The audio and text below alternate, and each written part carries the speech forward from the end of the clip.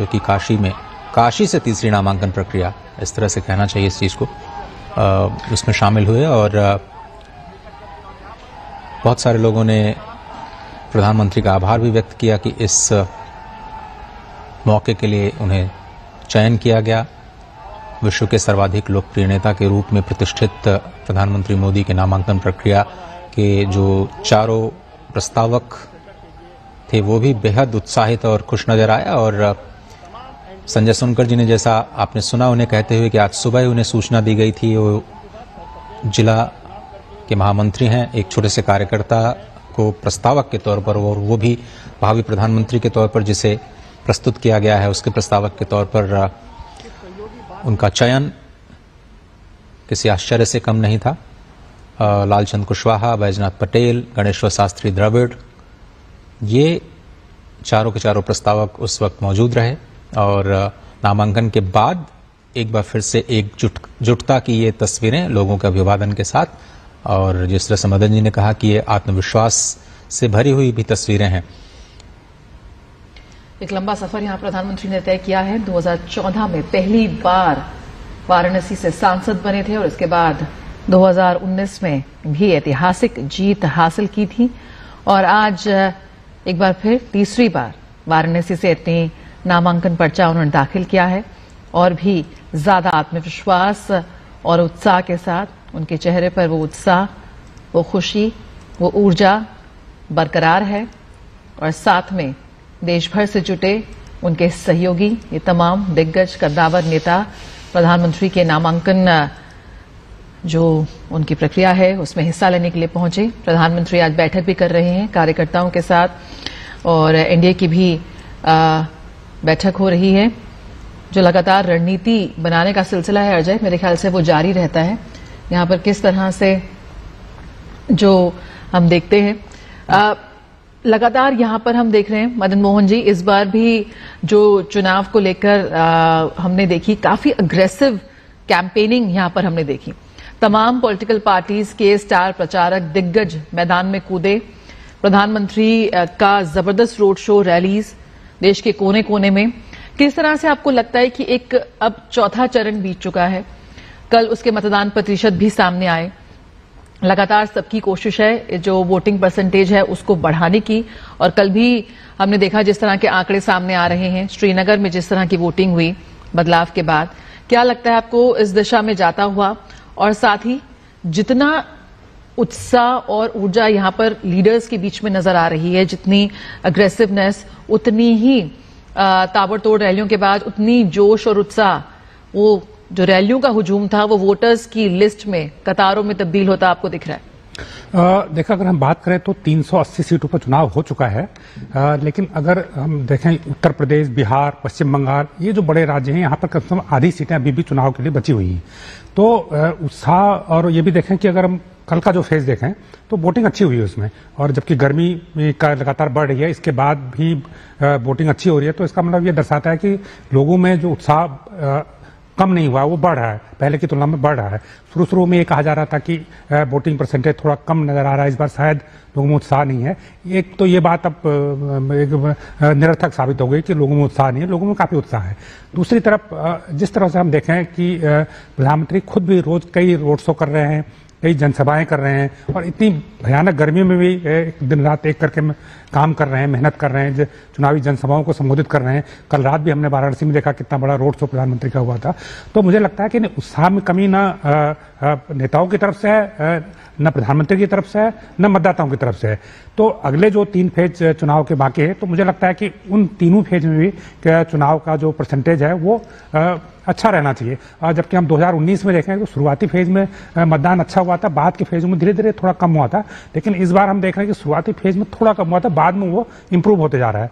तो मुझे लगता है कि एक अच्छी बात है, ज्यादा से ज्यादा लोग अपने मताधिकार का प्रयोग करें, ये बहुत अच्छी बात है। और निश्चित रूप से ये भी जरूर है कि जो भीड़ है, जो जनसभाएं हैं, जो लोग दिखाई दे रहे हैं, जो लोग उसमें उत्साह के साथ रोड शो में या जनसभाओं में हिस्सा ले रहे हैं, तो अगर वो हिस्सा ले रहे हैं तो मुझे लगता है निश्चित रूप से वो जो एक पूरी मतदान प्रक्रिया है वो उसका हिस्सा भी बनेगा। बिल्कुल, आगे भी कहा जा रहा है कि अब ये नामांकन के बाद प्रधानमंत्री पूर्वांचल की बात करें, अवध या बुंदेलखंड, उसको मतते नजर आएंगे। लगातार उनकी ताबड़तोड़ जनसभाएं हैं इन पूरे इलाकों में। जी, जैसे मैंने पहले भी कहा कि पीएम लगातार जनसभाएं कर रहे हैं और जनसभाओं के साथ साथ रोड शो भी कर रहे हैं। इस बार पिछले मतलब हम देखें तो इस बार सभाओं की तुलना में रोड शो ज्यादा हो रहे हैं, सभाएं भी हो रही हैं लेकिन रोड शो पे ज्यादा फोकस किया गया। मकसद यही है कि लोगों से ज्यादा करीब जाके संवाद किया जाए।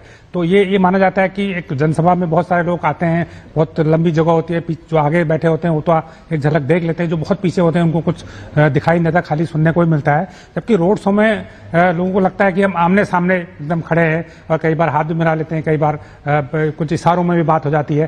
तो इस तरह के जो शो होते हैं तो मुझे लगता है कि वो एक जनता से संवाद करने में ज्यादा सार्थक साबित होते हैं। तो वो क्रम लगातार मुझे जारी है अभी भी। और आज नामांकन की प्रक्रिया के बाद प्रधानमंत्री झारखंड जाएंगे, गिरिडीह में एक चुनावी रैली करेंगे। और जिस तरह से हमारे मेहमान बता रहे हैं मदन जी की प्रधानमंत्री की ऊर्जा इतनी जबरदस्त कि एक दिन में 3 से 4 कार्यक्रम न्यूनतम उन्होंने किए हैं। और इस पूरी चुनाव की प्रक्रिया में देखें तो उनकी मेहनत का शायद ही कोई जवाब आपको दिखता हो विपक्ष में। हालांकि शुरुआत में मदन जी आपको याद होगा कि फंड्स का रोना रो रही थी कांग्रेस के, उनके पास पैसे ही नहीं हैं, उनके खाते में पैसे निकाल लिए गए, उनको ब्लॉक कर दिया गया। और लेकिन उसके बाद फिर धीरे धीरे आरोप और प्रत्यारोप का जो सिलसिला है वो और तीखा होता गया।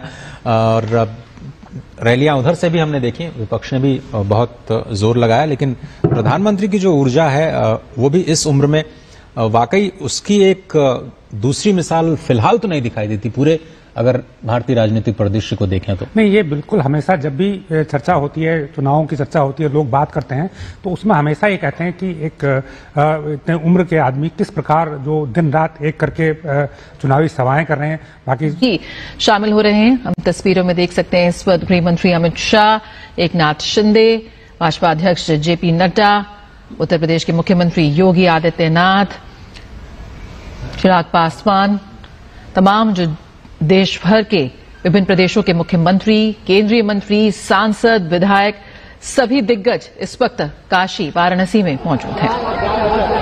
देखो ना,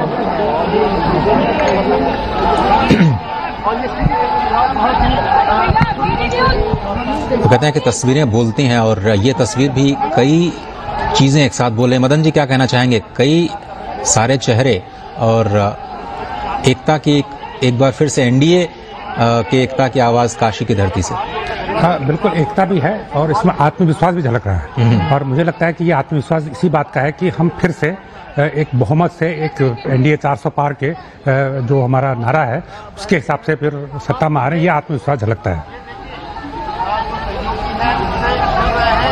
और ये विविधता भी है देश की जो इस वक्त दिखाई दे रही है। महाराष्ट्र के मुख्यमंत्री देखिए एकनाथ शिंदे साहब आए हुए हैं, प्रफुल्ल पटेल साहब दिख रहे हैं, रामदास अठावले, इधर अपना दल की अनुप्रिया पटेल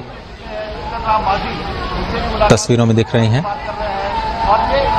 और प्रधानमंत्री सभी से मिलते हुए और सभी का धन्यवाद करते हुए जो उनकी तीसरी नामांकन प्रक्रिया, जो कि काशी से तीसरी नामांकन प्रक्रिया, इस तरह से कहना चाहिए इस चीज को, उसमें शामिल हुए। और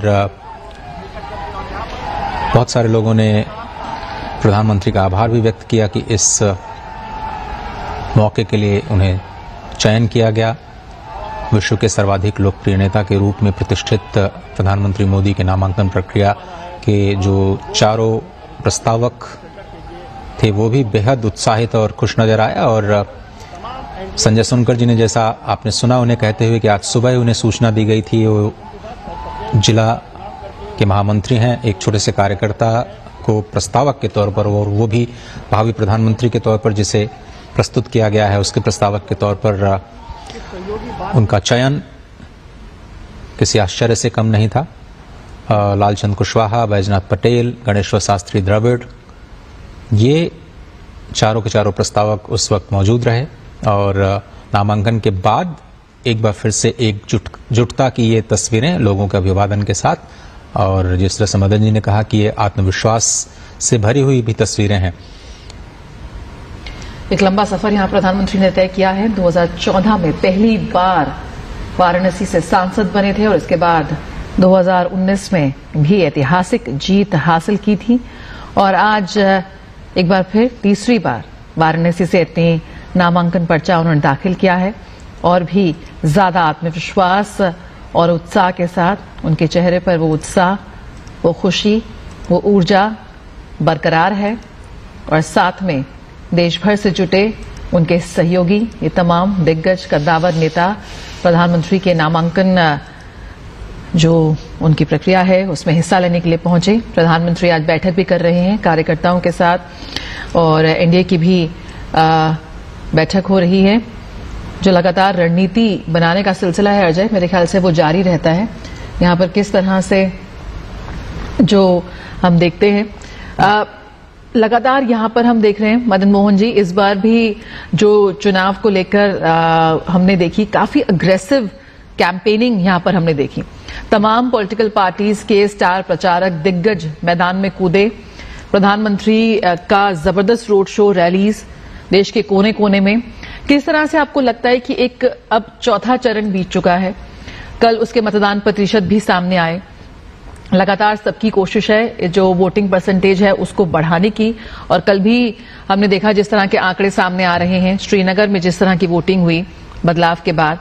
क्या लगता है आपको इस दिशा में जाता हुआ, और साथ ही जितना उत्साह और ऊर्जा यहां पर लीडर्स के बीच में नजर आ रही है, जितनी अग्रेसिवनेस, उतनी ही ताबड़तोड़ रैलियों के बाद उतनी जोश और उत्साह, वो जो रैलियों का हुजूम था वो वोटर्स की लिस्ट में कतारों में तब्दील होता आपको दिख रहा है? देखा अगर हम बात करें तो 380 सीटों पर चुनाव हो चुका है, लेकिन अगर हम देखें उत्तर प्रदेश, बिहार, पश्चिम बंगाल, ये जो बड़े राज्य हैं यहाँ पर कम से कम आधी सीटें अभी भी चुनाव के लिए बची हुई हैं। तो उत्साह, और ये भी देखें कि अगर हम कल का जो फेज देखें तो वोटिंग अच्छी हुई है उसमें, और जबकि गर्मी का लगातार बढ़ रही है इसके बाद भी वोटिंग अच्छी हो रही है। तो इसका मतलब ये दर्शाता है कि लोगों में जो उत्साह कम नहीं हुआ, वो बढ़ रहा है, पहले की तुलना में बढ़ रहा है।